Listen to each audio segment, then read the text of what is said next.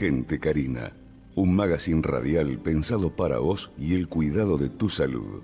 Estilos de vida, arte, historias que inspiran.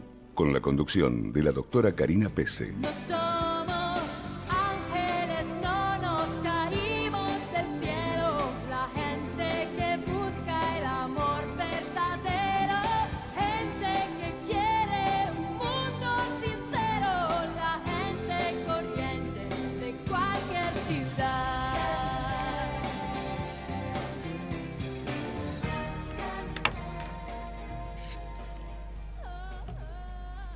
Hola, muy buenos días. Estamos en Gente Carina. Muy buenos días. Feliz primavera para todos.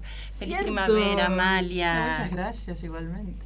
21 de septiembre, el Día de la Primavera, Día del Estudiante, Día de la Sanidad, por lo cual saludo a todos mis compañeros de trabajo, todos aquellos que se dedican y trabajan día a día en el cuidado de la salud. ¿Sí? El Día del Científico, porque hoy es el día que falleció, ayer fue el día que falleció Bernard Dusay, ayer fue el Día del Científico, sí, el Día de la Primavera. Muy bien. Entonces a todos ellos nuestros saludos y felicitaciones por este trabajo que hacen día a día. Hablando del Día de la Sanidad y de los profesionales que se dedican a ello, quiero saludar y felicitar muy especialmente al profesor doctor René del Castillo, maestro de la mastología argentina de la ciudad de Córdoba, con quien me une una gran amistad con él y con sus hijos, que el 17 de septiembre recibió en la ciudad de Córdoba una distinción por sus pares en la Universidad Nacional de Córdoba y la Universidad también Católica y la Academia de Medicina como doctor en medicina junto con otros profesionales notables de la ciudad de Córdoba. Así que le envío mis cariños y las felicitaciones por este gran reconocimiento tan merecido, profesor. Felicitaciones.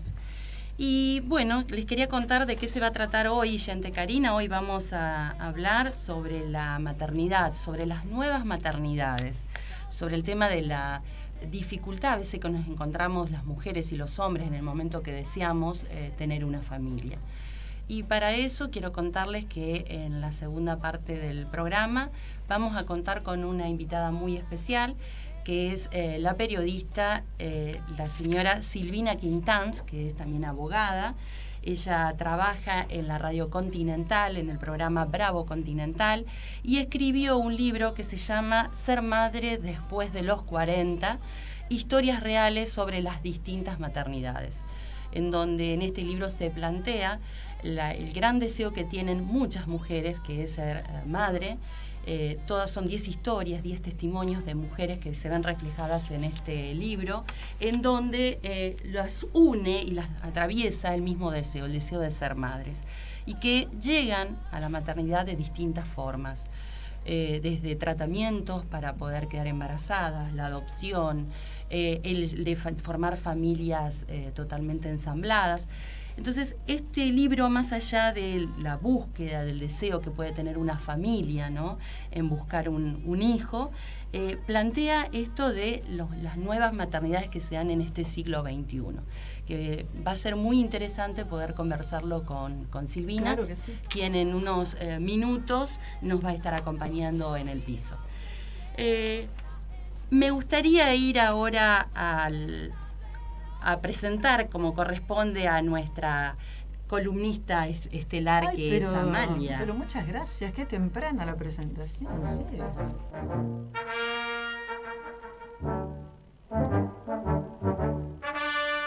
¿Sabías que en Gente Carina te contamos sobre la historia de la medicina y del arte en la voz de la licenciada Amalia Frontini, museóloga, egiptóloga e historiadora?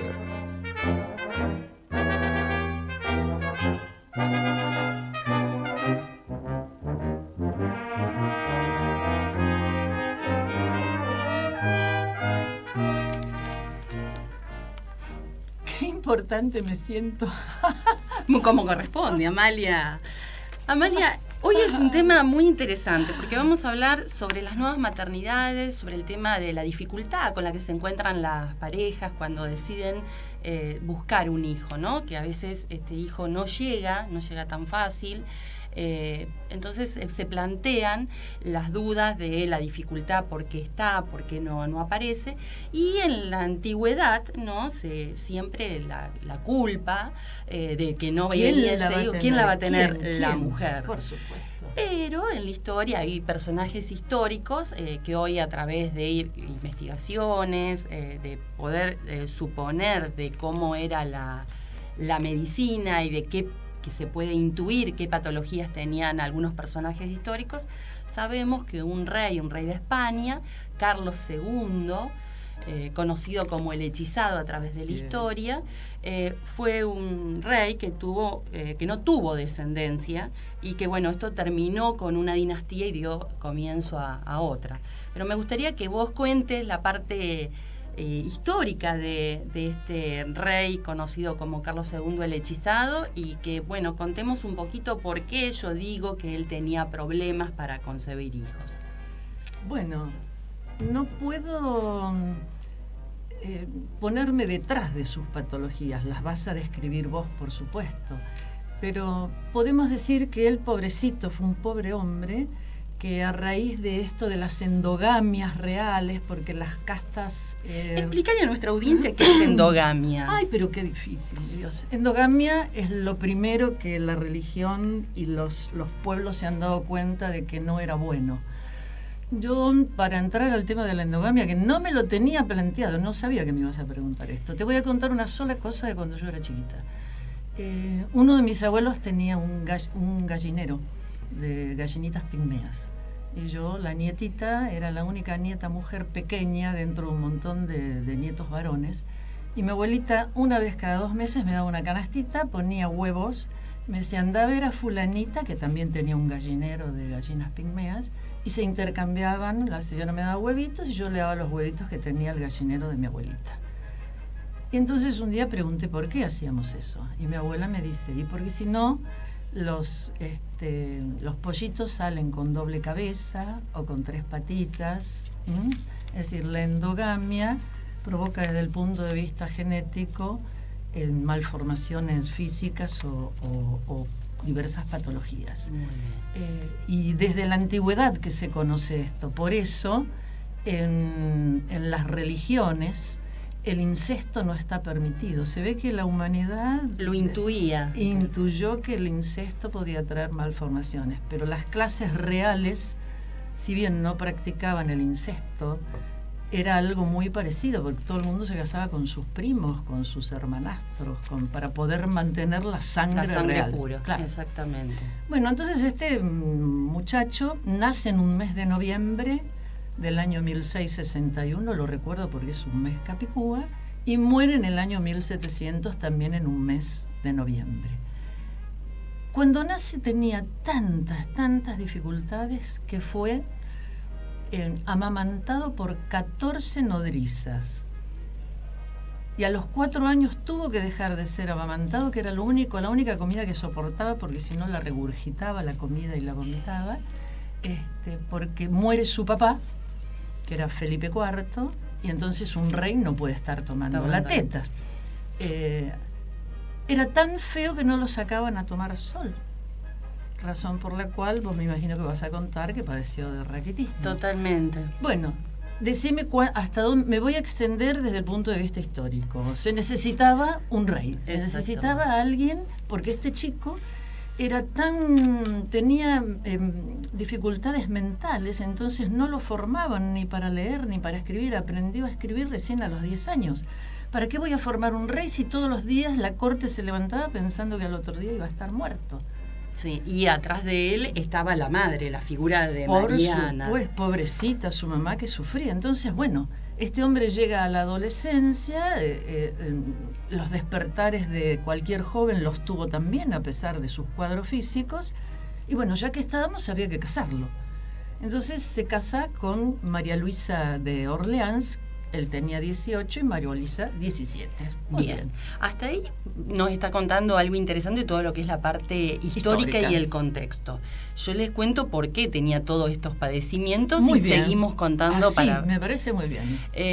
Carlos II piensa que tenía un defecto genético, por esto que dijo Amalia, de que se casaban entre ellos, entre los primos, entre tío y sobrina, porque en realidad Carlos II fue el caso. Exactamente, es hijo de quien era su madre, que era sobrina de Felipe IV. Tal cual. Y Carlos II en realidad se piensa que tenía un síndrome genético que se llama síndrome de Klinefelter, en donde existe un cromosoma X, que es el cromosoma femenino de más, es decir, que tiene 47XXY. Entonces tenía todo un aspecto, un fenotipo muy similar al de una mujer. Eran generalmente como, a su vez, toda la familia, un gran prognatismo, es decir, un gran mentón hacia adelante, estatura alta, que esto era lo único que él no tenía, estatura alta, que por eso se dice que a veces no siempre todos los síndromes genéticos se manifiestan en toda su magnitud, ¿no? Que a veces hay casos que son un poco más moderados. Él no tenía esto de la estatura alta, pero sí tenía largas extremidades, la distribución de lo que era después cuando se desarrolla el vello tenía más parecido al de una mujer, un aspecto bastante femenino, caderas anchas. El síndrome de Klinefelter también tiene desarrollo de las mamas, que se llama ginecomastia, y como bien dijo Amalia, van acompañados generalmente con un gran retraso mental, en donde, como vos bien decías, tenía dificultades para hablar. Dice que recién a los 10 años él entendía lo que decía, y como pensaban también esto que vos decías, que no iba a vivir tanto, claro, no se esforzaban en tratar de acompañarlo, porque hoy en día esto sería totalmente distinto. Pero bueno, tenía una salud muy deteriorada, tenía continuamente vómitos, diarreas, no toleraba bien la alimentación, y después adopta un tipo de alimentación que era casi única, que después nos vas a contar bien, que es el tema del chocolate, ¿sí? Que ese era como su Adoraba el chocolate. Adoraba el chocolate, sí. Y era casi lo único que comía.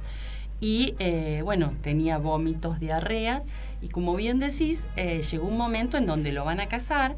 Y ahí se pone en manifiesto otra parte de afectación que tiene este síndrome de Klinefelter, que es la afectación genital, en donde tienen a veces criptorquidias, es decir, viene la palabra cripto, que está oculto, que los testículos, cuando se forma el niño, normalmente está en el abdomen y después desciende a través del canal inguinal hacia el escroto, ¿no? Cuando esto no sucede y que queda dentro de lo que es el abdomen, se habla de la criptorquidia. En realidad él tenía genitales muy pequeños, ¿sí?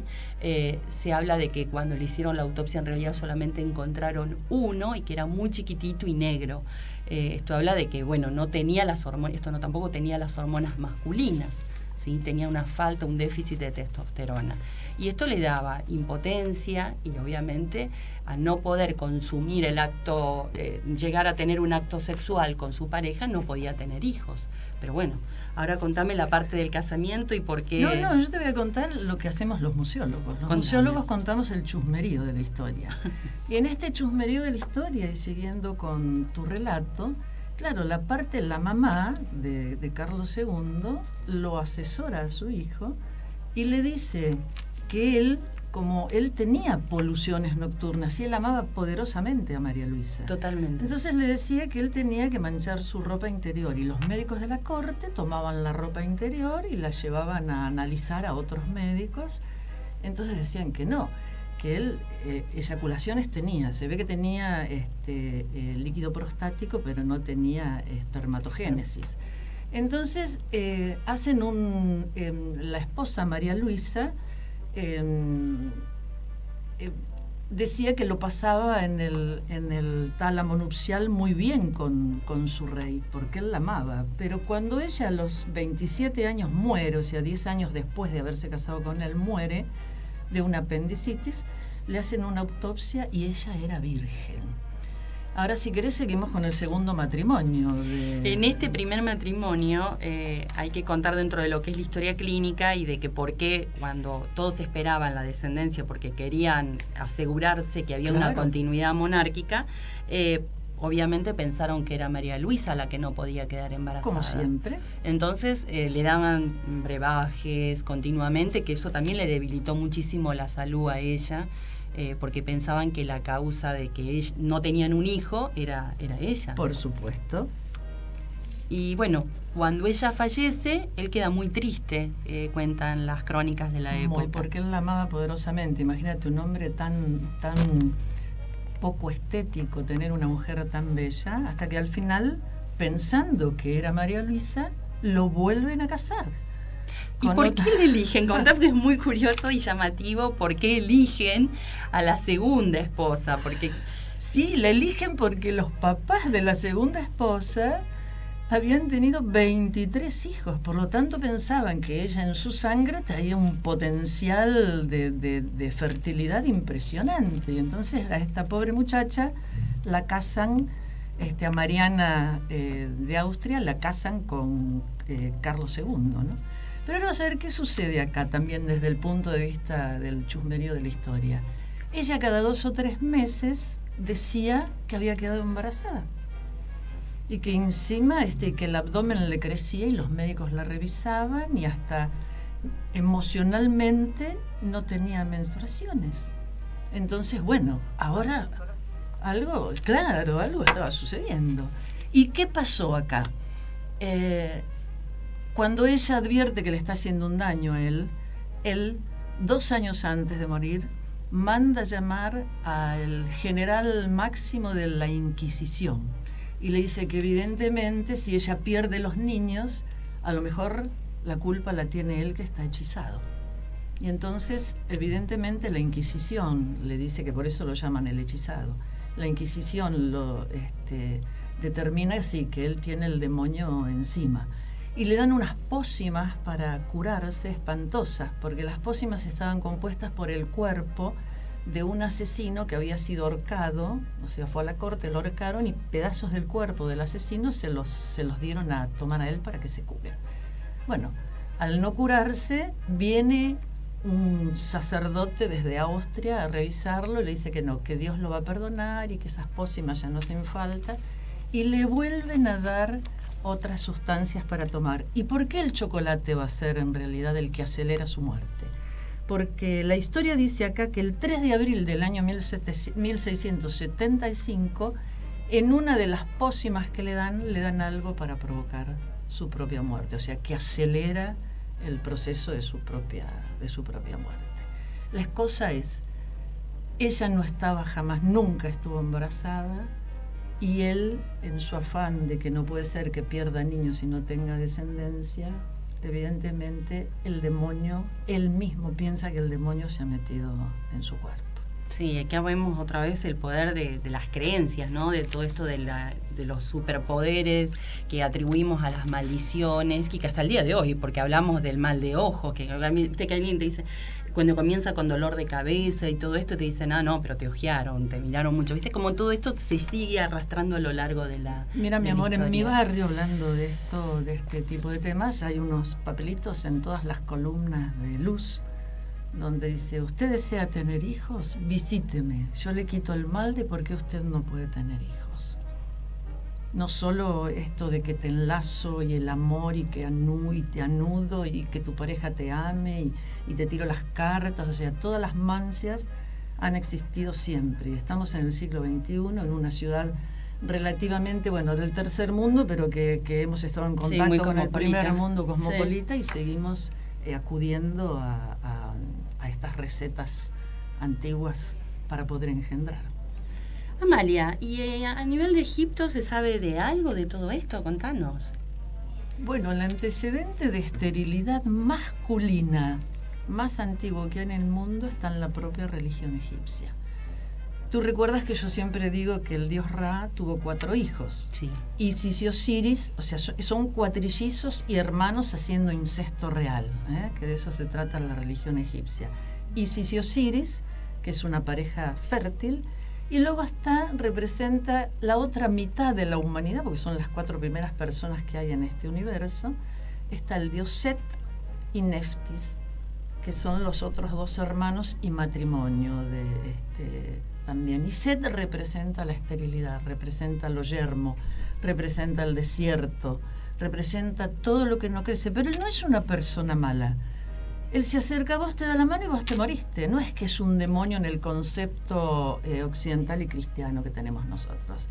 Entonces, la diosa Neftis no podía tener hijos. Y su hermana, que era idéntica a ella porque era su gemela, sí, lo tenía Horus. Entonces un día, en una treta, cuando Isis va a pasear con su niño, qué sé yo, ella se disfraza con las ropas de su hermana, se pone el perfume de su hermana, lo emborracha a Isis y mantiene relaciones, lo emborracha a Osiris y mantiene relaciones con su hermanastro, y que a su vez es su cuñado, y queda embarazada y va a dar a luz al dios Anubis. ¿Por qué? Porque su esposo es estéril. Es el propio desierto hecho persona. Así que es el primer antecedente de esterilidad masculina que se conoce escrito y que tenga que ver con esta temática. Bueno, qué interesante, y muchísimas gracias, Amalia, por darnos siempre esa mirada histórica a cada una de los temas que vamos a tratar en Gente Carina.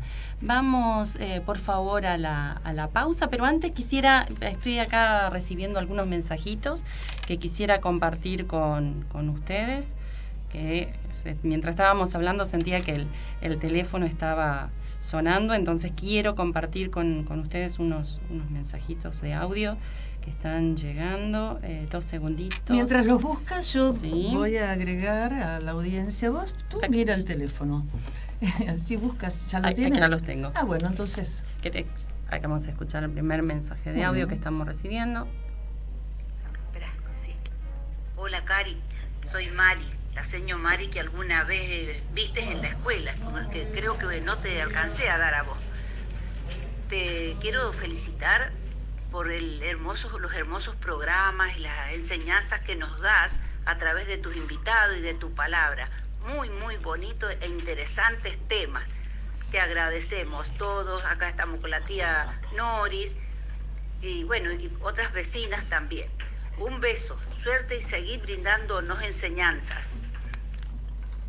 Muchísimas gracias. Es Mari Grosso de Saturnino María Laspiur. Muchísimas gracias, Mari. Un gran cariño para ustedes, para ella y para mi tía Noris.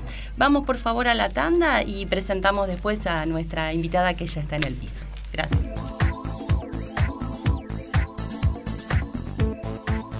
Dr. Williams Bucret, especialista en cirugía plástica, estética y reparadora.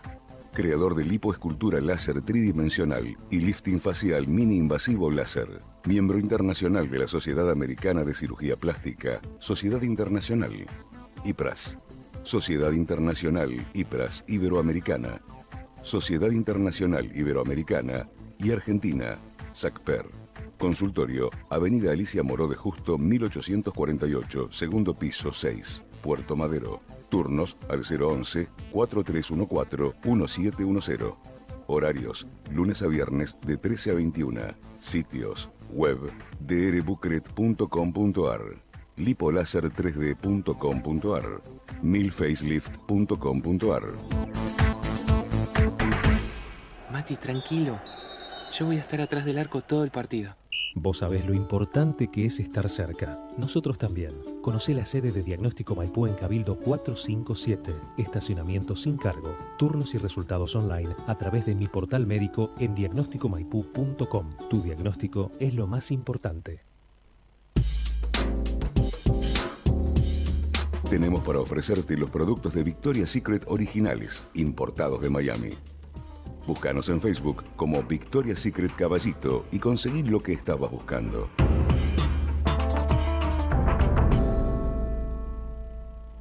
Dos puntos equidistantes. En Historias que Inspiran, hoy entrevistamos a Acercarles. Y cada día juntos, haciendo solo 1 metro más. Se necesita todo lo bueno y lo malo que tengas en ti. Gente Carina.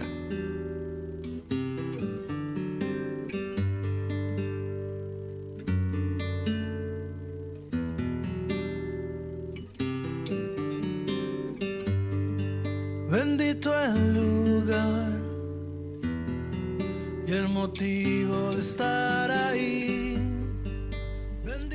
Y volvemos con este segundo bloque y ya está con nosotros Silvina Quintán, que es periodista, abogada, y escribió este libro, Ser madre después de los 40, historias reales de distintas maternidades, las nuevas maternidades en realidad, ¿no? Silvina, es un libro muy interesante que cuenta el testimonio de 10 historias de cómo llegó a cada una de ellas la maternidad. Como contaba en esta primera parte del programa, este libro me gustó mucho porque más allá de que todas las historias se ven atravesadas por el gran deseo de la búsqueda de un hijo, ¿no?, que para muchas mujeres es el motivo a veces de su objetivo en un momento determinado de la vida, plantea lo que se da ahora en el siglo XXI, estos nuevos modelos de familia, de nuevas maternidades. ¿Cómo, Silvina, se planteó, porque lo escribiste junto con Patricia Iacobone, cómo se les planteó plasmar en un libro estos testimonios, estas historias de vida? Mira, ¿qué tal, Karina? Gracias por la invitación. Gracias a vos, es un placer tenerte acá en el piso. No, muchas gracias. Mira, en realidad el libro surgió, te voy a contar así informalmente cómo fue que apareció la idea. Bueno, en una reunión de egresadas del colegio secundario, donde había chicas que yo por lo menos no veía desde hacía muchísimos años, empezó a surgir el tema de la maternidad, ¿no? Todos éramos mayores de 40, había algunas que habían sido madres hacía poco y había otras que casi estaban a punto de ser abuelas, ¿no? Y a mí me sorprendió mucho cómo ese modelo de familia que nos habían inculcado, nosotras habíamos hecho la escuela secundaria durante la época de la dictadura y había un solo modelo de familia que era la familia tipo, madre, padre, 2 hijos. Bueno, cómo todas estas mujeres que se habían criado con ese modelo de familia se habían animado a romper ese código, a romper esa idea. Y cada una había armado una familia diferente, no solo por el tema de los tiempos que se fueron extendiendo, sobre muchos casos, sobre todo quizás en cierto sector social donde la mujer es profesional y a lo mejor la maternidad se va postergando o va apareciendo más tarde, que eso fue uno de los temas que me llamó la atención, pero el otro tema era qué distintos eran los modelos de familia que habían armado del modelo de la familia tipo. Y yo no tengo esto, digamos, no lo puedo decir como producto de un estudio, pero mi intuición era, esta es la primera generación que se anima a romper este modelo. Entonces, lo que tratamos de hacer con Patricia fue buscar casos lo más diversos posibles, con 2 ejes. El primer eje era cómo llegaron a la maternidad. Hay mujeres que adoptaron dentro de estos 10 casos, hay mujeres que recurrieron a tratamientos de fertilización asistida y hay mujeres que tuvieron hijos de manera natural después de los 40. Eso por un lado. Y por el otro lado, hacer foco en estos modelos de familia. Entonces buscamos que los casos que retratara el libro fueran bien diversos. Nosotras acá no hacemos ningún juicio de valor. Lo que hacemos es exponer, entrevistamos a cada una de ellas y cada una habla lo más parecido posible a su testimonio, a la voz que nos dieron. Está, lógicamente editado para poder pasarlo al papel, pero tratamos de mantenernos muy fieles a los testimonios de cada una de ellas y al universo de cada una de ellas. Así que así fue la idea del libro.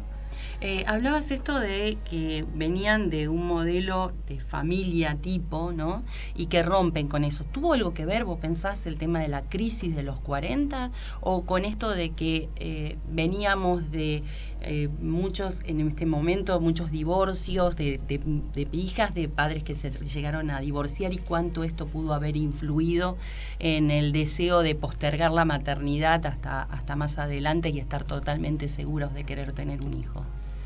Mira, una cosa que a nosotras nos llamó mucho la atención fue que de alguna manera nosotras buscábamos que nos contaran que el mandato que habían recibido de chicas, si bien no había sido ni el caso de Patricia ni el mío, aclaro que la historia de Patricia no es contar este libro que dice Ser madre después de los 40, no es la historia de Patricia Iacobone, que escribió el libro conmigo, ni mi historia. O sea, nosotras tenemos, nuestro testimonio no está acá y no somos madre después de los 40, ¿no?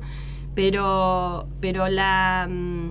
lo que te estaba diciendo, ¿qué me habías preguntado sobre el tema de...? Sí, la crisis de que, como el título dice, ser madre después de los 40. Sí, a veces el hecho de, porque es con la crisis que a veces te dicen, te llegó la crisis de los 40, que es como un momento bisagra para la mujer, en donde uno toma como conciencia de que se nos está terminando la fertilidad, en donde vos decís, bueno, quiero sí ahora ser madre, o si también tuvo algo que ver esto de que nosotras, del grupo de los 40, veníamos de familias que venían siendo familias tipo, pero en un momento comenzaron los divorcios. Somos como las primeras generaciones de que estamos empezando a ver que los padres se comienzan a divorciar, y si esto también tuvo alguna influencia en la decisión de postergar la maternidad. Sí, lo que yo te decía, que ahora me volvió a la cabeza, es que en realidad nosotras buscábamos que nos dijeran, nuestro mandato era formar una familia. Un mandato, digamos, porque mucho preguntamos en las entrevistas sobre cuál era el mandato que habían recibido de sus padres.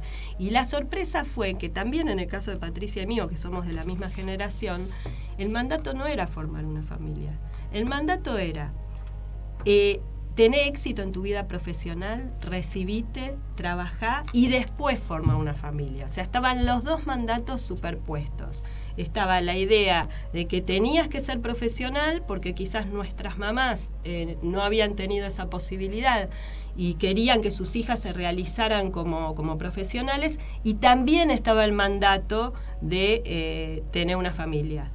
Entonces, la mayoría, no te digo todos los casos, pero la mayoría tenía estos dos mandatos incorporados. Y yo creo que eso influyó mucho en la postergación de la maternidad, por lo menos en las clases medias o en las clases medias más altas, ¿no? Donde había la posibilidad de ir a la universidad.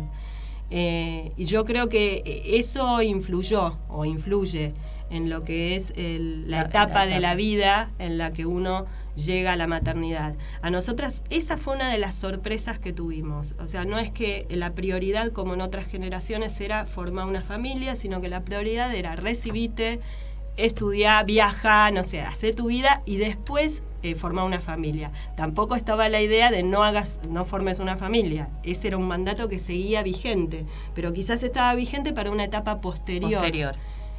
Así que sí, yo creo que el tema de los divorcios es posible. La verdad que no lo habíamos pensado. No me acuerdo si en las familias de origen sí había familias más complicadas, digamos, funcionalmente que otras, pero me parece que este tema de la realización profesional tuvo mucho peso en muchas de las mujeres que entrevistamos.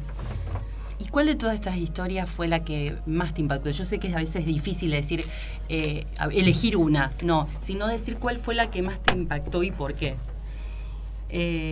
Todas las historias, no quiero ser injusta, la verdad que todas las mujeres que participaron de este libro, hubo algunas que eran de nuestro círculo más íntimo y otras que las empezamos a buscar porque, bueno, por ejemplo, necesitábamos una familia ensamblada, porque es algo muy de nuestro tiempo, muy habitual. Bueno, eso lo tuvimos que buscar porque no teníamos a alguien en el entorno más cercano, pero o por ejemplo la pareja gay, que bueno, entrevistamos a 2 mujeres que estaban a punto de ser mamás. Eso también fue un caso que lo salimos a buscar. Pero todos los casos, me parece, en todas las entrevistas hubo un momento. Las entrevistas fueron muy largas, en general nos sentábamos más de 4 horas con cada una de estas mujeres para que contaran su historia, y en algún momento de las entrevistas siempre hubo un momento de quiebre y de haber llegado a cosas muy profundas. Nosotras no solamente nos centramos en el tema de cómo llegaron a la decisión o cómo llegaron a la maternidad, sino en las historias de vida, que era lo que nos interesaba. O sea, cada una llegó de manera diferente. De hecho, yo creo que también hay una opción, que creo que la libertad de elegir en esta generación realmente es importante. Y creo que hay digamos que el caso de las mujeres que eligen no tener hijos es también absolutamente generacional, y yo me planteé en algún momento ponerlo dentro del libro, ¿no? Bueno, el libro después se centró en la maternidad, pero también, digamos, existe esta realidad y me parece que es absolutamente válida. De todos los casos, mira, hay casos que realmente son muy conmovedores. Hay un caso que es el de... Están con seudónimo, por eso yo tengo que pensar antes de decir... Ponele un nombre cualquiera. Es el de María, que es una chica que adoptó una nena sola. Ella hizo un larguísimo recorrido para poder adoptar, porque las mujeres solas, por lo menos nosotros este libro lo escribimos hace 5 años, cuando estos temas todavía no estaban tan sobre la mesa. Y bueno, ella hizo un larguísimo recorrido para poder adoptar. La nena tenía 5 años, adoptó una nena que estaba en un hogar en estado de abandono. Ella también particularmente tenía una historia, y ella nunca se había planteado la maternidad biológica. Ella siempre había querido adoptar una nena o un nene ya más grandes, que no es lo habitual.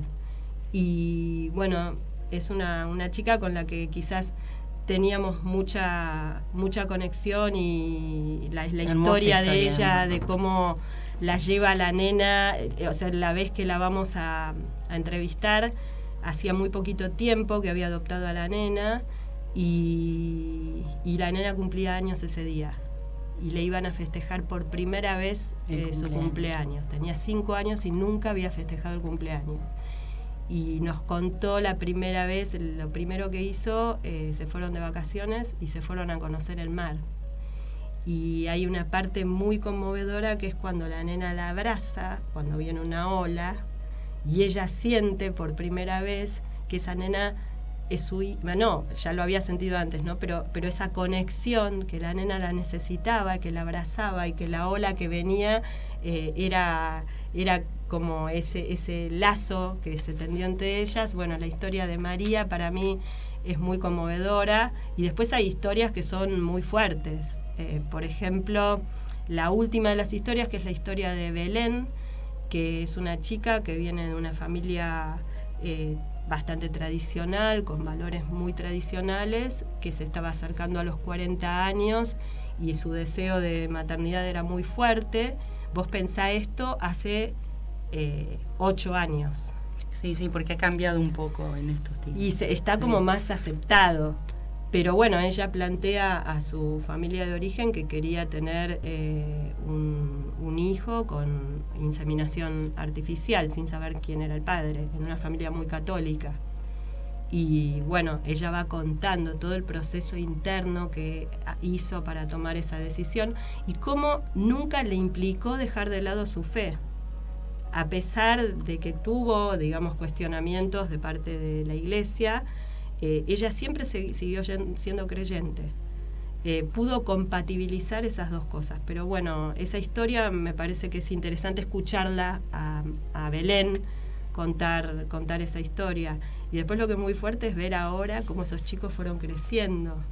Porque, o sea, nosotros muchas veces generalmente tratábamos de hacer las entrevistas en las casas de las entrevistadas, porque eso da como mucha información, salvo algunas excepciones. Y a veces estaban los chicos, ¿no? Eran bebés o chicos chiquitos.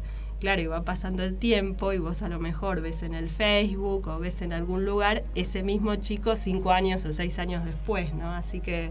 Muy movilizador. Y con respecto a esto último que contabas de esta mamá que decidió, bueno, utilizar un semen donado para tener este niño, el Código Civil, por ejemplo, en esta última reforma que hubo, no hay como un hueco, no contempla el tema de los úteros subrogados.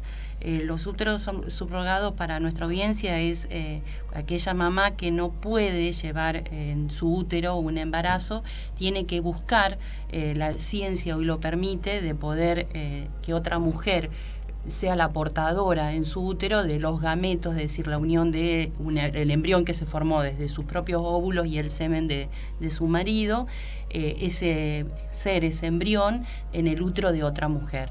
Y eso en el Código Civil no está contemplado, es como un hueco en la parte legal que existe en la Argentina, y que sé que ahora en estos días se estaba comenzando a tratar como un proyecto de ley en diputados.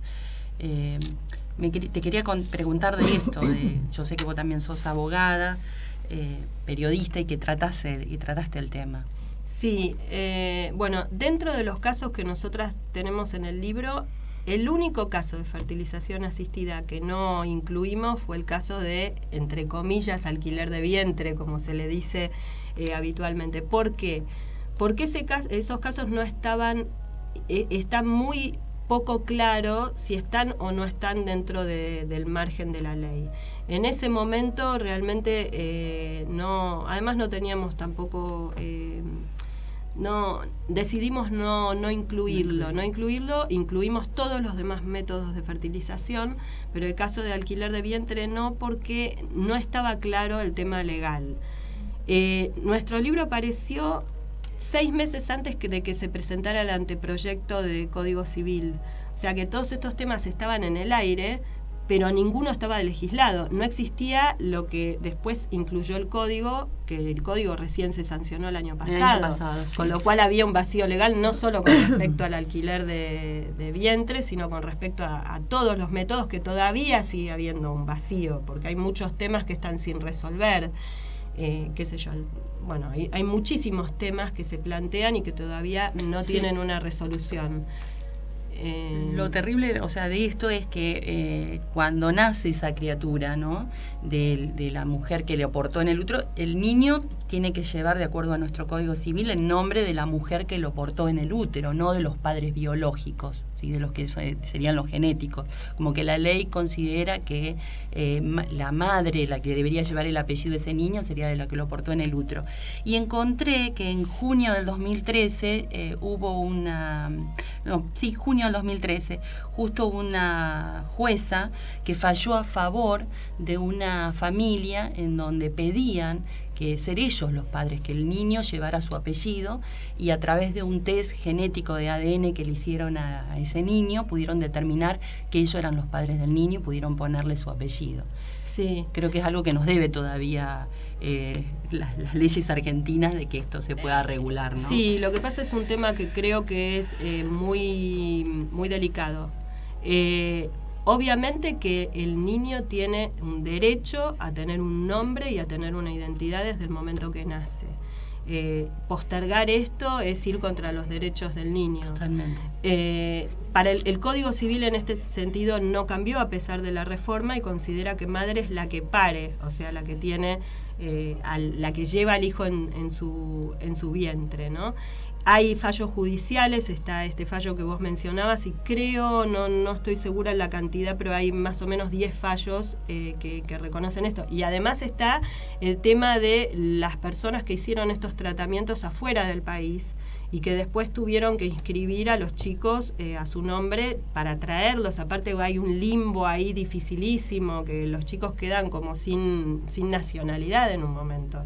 Hay casos de chicos donde se alquiló el vientre en India, y después, bueno, para traerlos a la Argentina hay que poder conseguir que esos chicos tuvieran una nacionalidad, porque había un momento donde no eran ni de allá ni de acá, y además a veces hay como situaciones internacionales donde vos tenés un óvulo que se gestó un óvulo que se extrajo en Canadá, el semen que es del papá, que es argentino, y un vientre que se fertilizó en India. O sea, son situaciones muy complejas, ¿no? Yo creo que ahí los proyectos de ley que se presentaron, que son 2, sí creo que tienen el cuidado, porque ahí tenés una situación muy compleja, que es la situación de... Para no prestarse en un comercio todo esto, ¿no? Exactamente, yo creo que ese es el nudo, porque hay países como India donde esto se convirtió en un comercio, y donde vos tenés a mujeres muy pobres que se prestan a llevar un embarazo adelante a cambio de dinero.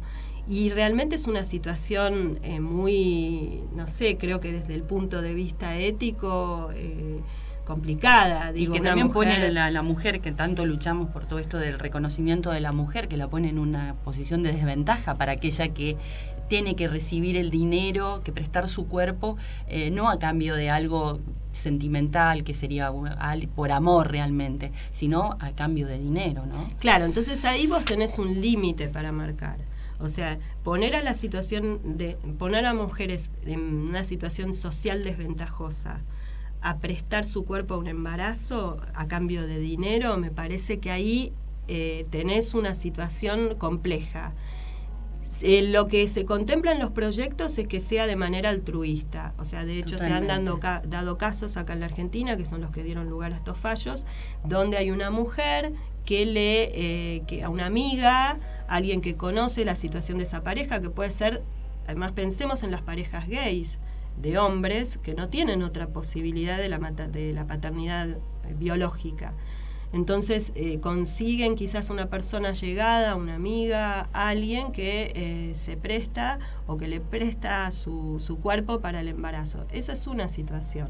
El tema es dónde colocás vos el límite, porque el tema del intercambio por dinero, por lo menos para mí, me parece que tiene que ser un límite, que la mujer no puede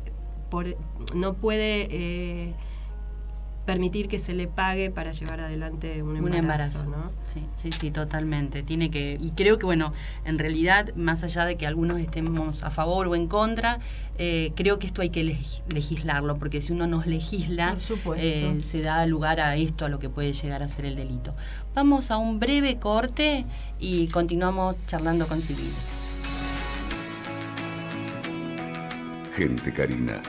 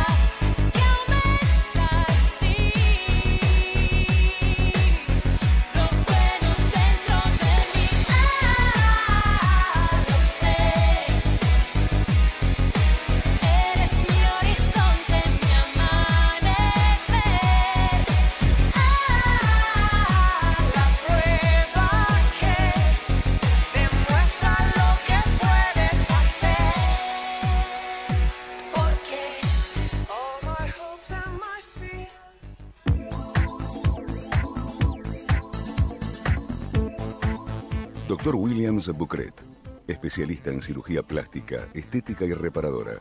Creador de lipoescultura láser tridimensional y lifting facial mini invasivo láser. Miembro internacional de la Sociedad Americana de Cirugía Plástica, Sociedad Internacional, IPRAS.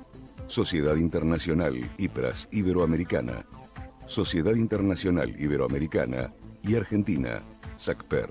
Consultorio, Avenida Alicia Moró de Justo, 1848, segundo piso 6, Puerto Madero. Turnos al 011-4314-1710. Horarios, lunes a viernes de 13 a 21. Sitios, web, drbucret.com.ar, lipolaser3d.com.ar, milfacelift.com.ar. Ay, Ceci, gracias, pero hoy no puedo. Tengo una cena importante. ¿Pedimos algo rico, Abu? Vos sabés lo importante que es estar cerca. Nosotros también. Conocé la sede de Diagnóstico Maipú en Villa Urquiza con estacionamiento sin cargo. Turnos y resultados online en diagnosticomaipú.com, mi portal médico. Tu diagnóstico es lo más importante. No somos ángeles, Gente Karina. no nos caímos del cielo. La gente que busca el amor verdadero, gente que quiere un mundo sincero, la gente Bueno, seguimos charlando acá en el estudio, la verdad que imperdible todo lo que estábamos hablando y recibimos mensajes. Este mensaje, Silvina, que lo estábamos escuchando, es para vos. Buenos días. Soy Ana de la provincia de Córdoba. Estoy escuchando el programa. Felicitaciones. Gracias por permitirnos escuchar en primera persona a la doctora Silvana Quintán. Doctora, he leído su libro, Ser madre después de los 40. Muy interesante. Cada una de las 10 historias allí tratadas. Muchas gracias. Continúen con la temática. Muchísimas gracias, Ana. Muchas gracias, tan lindo. muchas gracias. Recién estábamos en el corte y le estaba preguntando y ella me dice, sí, justamente era una de las preguntas que nosotros le hacíamos a las protagonistas de este libro. Y es el tema de la mirada del otro, ¿no? Que uno lo siente cuando uno va postergando esto del deseo de cuándo va a ser madre, que comienzan las preguntas, las familias, los amigos, ¿cuándo? ¿Para cuándo? Terminaste de casar, primero era cuando estás de novio, ¿cuándo te casás? Cuando te casás, ¿cuándo vas a tener un hijo, no? ¿Cómo lo sintieron a ellos, a la mirada del otro? Yo creo que tiene mucho que ver con el tema de los mandatos que hablábamos hace un ratito, ¿no? El mandato existe. En algunas mujeres será más fuerte que en otros, ¿no? Hay mujeres que a lo mejor estaban más plantadas en su vida profesional y que quizás esto no les resultaba algo tan urgente. Y hay otras que a lo mejor sentían esta presión de manera más fuerte, ¿no? Este tema de la superposición de mandatos a mí me parece muy interesante. Estaba por un lado esta presión para tener un hijo y por el otro lado la presión también para ser profesional, o sea, esta idea de la perfección o de la doble carga que tiene la mujer y que creo que tiene mucho que ver con esta generación que ahora tiene entre 40, 50 años, está muy presente, ¿no? Así que sí, la mirada del otro es muy importante. Es siempre una presión fuerte, sí. Amalia. Señora, yo voy a hablar solamente desde lo histórico y le voy a decir a Silvina que claro, el mandato es el mandato bíblico. Cuando en la Biblia se dice creced y multiplicaos, significa llena la tierra de vivientes y bueno, cuando uno pasa por esta experiencia, yo me voy a referir solamente a los Yermo, ¿no? O sea, esa gran obra de Federico García Lorca, Yerma. Qué terrible, es decir, cuando una mujer, no voy a hablar del caso de las muchachas de tu libro, Silvina, cuando una mujer cree que si no tiene un hijo, no es nada, no ha dado nada y que es un castigo divino. O sea, que sus ovarios, que su útero, que su aparato genital, ¿para qué está puesto? ¿Está puesto solo para el placer? Entonces es una señora mala, es una mala mujer. O sea, cómo disfruta de estar con un varón alguno y luego no está el fruto de la unión con ese varón alguno. Y bueno, y respecto, Silvina, como decís, ustedes son mucho más jóvenes que yo. Yo pertenezco a una generación en donde también en el colegio secundario la historia era terminar el secundario, casarse, tener hijos esto de ser profesional también habría que legislar un poco más la carga de una mujer que tiene que ser profesional y tiene que ser mamá y el rol que el varón tendría que adoptar en esta sociedad de la crianza de un niño, ¿no? Como en otros países del mundo los estados ayudan a esos varones a poder sostener esa familia y que no caiga todo sobre una mujer. Y lo vemos en la televisión, lo vemos en todo momento. Es decir, ¿cómo hago yo para tener un bebé justo en este momento en donde profesionalmente estoy en mi punto máximo? Sí, y que bueno, que a veces también en los trabajos, ¿no? Eso no sé si lo viste en las historias que te cuentan, esto de que a veces no es que te dicen algo en el trabajo, pero bueno, eso también te limita, como te dice Amalia, de la posibilidad de seguir creciendo dentro de tu trabajo, o si es un trabajo que te demanda viajar, sabes que si vas a tener un niño ya no vas a poder viajar con esa regularidad. Estoy hablando de mujeres que tienen a lo mejor en una empresa un cargo muy alto en donde tienen que viajar, ¿no? Sí, ahí está justamente el tema de la postergación. Claro. O sea, lo van dejando para otra etapa de la vida, porque quizás en el momento en que vos tenés el máximo de desarrollo profesional, también es tu momento de máxima fertilidad. Con lo cual esa coincidencia hace que, bueno, que las mujeres, que ahora hay como métodos para poder postergar la maternidad, muchas de ellas, por este tema, van eligiendo tener a su hijo en etapas posteriores de la vida. Me parece muy interesante lo que... Recordé algo, históricamente hablando, que no lo he tenido en cuenta hasta este mismo momento. Tú sabes, Silvina, que el hombre que permitió el descifre de jeroglíficos se llama Champollion. Ajá, el gran sí. Champollion. Bueno, Champollion tenía cuando él nace, su mamá muere. Y él tenía un hermano de 25 años, o sea que después de 25 años aparece Champollion. Y resulta que, ¿qué sucede? A su mamá la tratan como si tuviera un útero miomatoso, y que lo que tenía era un problema, claro, y la señora tenía 45 años y la panza le crece, y la panza era Champollion, ¿no? Y cuando no existían los métodos de ecografía y no había, la medicina no estaba adelantada, ¿cuántas señoras después de los 40 y pico de años dieron a luz a hombres fantásticos, pensando que en realidad lo que tenían era un fibroma, ¿no? Sí, nosotras en realidad acá tratamos de hacer foco en mujeres que eligieron. No, lo sé. Eligieron la maternidad. Claro, porque también existen casos de mujeres que a lo mejor quedan embarazadas o hicieron tratamiento, pero hicimos foco en la elección. No, lo sé, elección. Lo cuento históricamente, y seguramente es después de los 40, ¿no? Sí, muchas mujeres se deben haber acercado para continuar contándote historias, para incorporarla, y seguramente por ahí puedes escribir un segundo libro el número 2, con otras historias. Quien quiera conseguirlo, Ser madre después de los 40, historias reales de las nuevas maternidades, están en todas las librerías. Es un libro bellísimo, te felicito, Silvina, la felicito también a Patricia, a quien no conozco, pero bueno, es un muy buen libro sobre estas nuevas maternidades. Te agradezco muchísimo por habernos acompañado y seguramente te vuelvo a invitar al programa, porque es un tema muy interesante para que sigamos hablando. Los espero el jueves próximo, que es la Semana del Corazón, en donde hablaremos sobre los cuidados del corazón, y para ello nos acompañará un cardiólogo. Muy buenos días y feliz primavera para todos. La vida es un hilo en equilibrio. Gente Carina. Dos puntos equidistantes.